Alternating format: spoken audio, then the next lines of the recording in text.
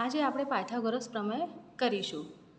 પ્રશ્ન હશે કાટકોણ ત્રિકોણના કણનો વેધ બાકીની બે બાજુના વર્ગના સરવાળો જેટલો હોય છે. પક્ષમાં આપણે શું કરીશું? આ છે આપણી આકૃતિ છે ABC. તો આપણે લખીશું ABCમાં ખૂણો B એ કેટલા અંશનો છે? 90 અંશનો છે. તો આપણે લખી દીધું છે ત્રિકોણ ABCમાં ખૂણો B એ કેટલા અંશનો છે? 90 અંશનો છે. સાધ્ય એનો મતલબ છે આપણને સાબિત શું કરવાનું છે? ACનો વર્ગ. ACનો વર્ગ is equal to AB plus BCનો વર્ગ, એટલે ABનો વર્ગ પ્લસ BCનો વર્ગ. જો અહીંયા લખી દીધું છે ACનો વર્ગ ઇઝ ઇક્વલ ટુ ABનો વર્ગ પ્લસ BCનો વર્ગ. હવે આપણે દોરવાનું શું છે? BD લંબ AC દોરવાનું છે. તો આપણે એ સાબિતીમાં લખી દઈએ.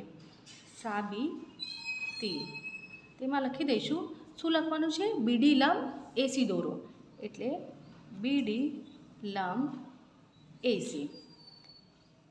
જ્યાં આપણે હવે બે ત્રિકોણ લઈ લઈશું. કયા ત્રિકોણ? ADB. ત્રિકોણ ADB એ કોના સમરૂપ છે? ત્રિકોણ ABCને. શું લખીશું આપણે? ADB ત્રિકોણ ABC, એટલે સમરૂપ ત્રિકોણ ABC. તો આપણે આ કયા પ્રમેય ઉપર છે?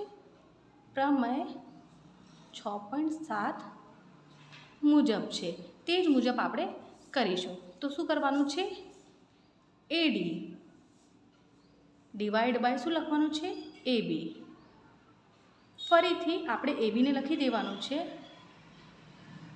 તેની નીચે શું જશે? AC. ખ્યાલ આવ્યું?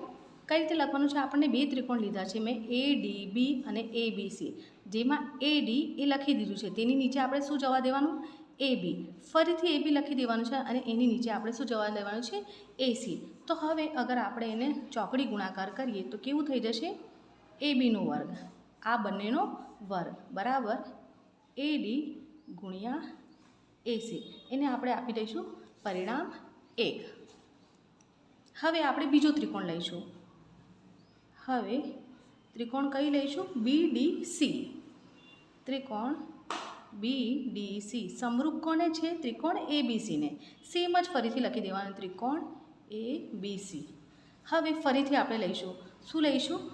હવે આપણને લેવાનું છે CD, કેમ કે આપણે BDC ત્રિકોણ લીધું છે તો તેના નીચે શું જશે? CD.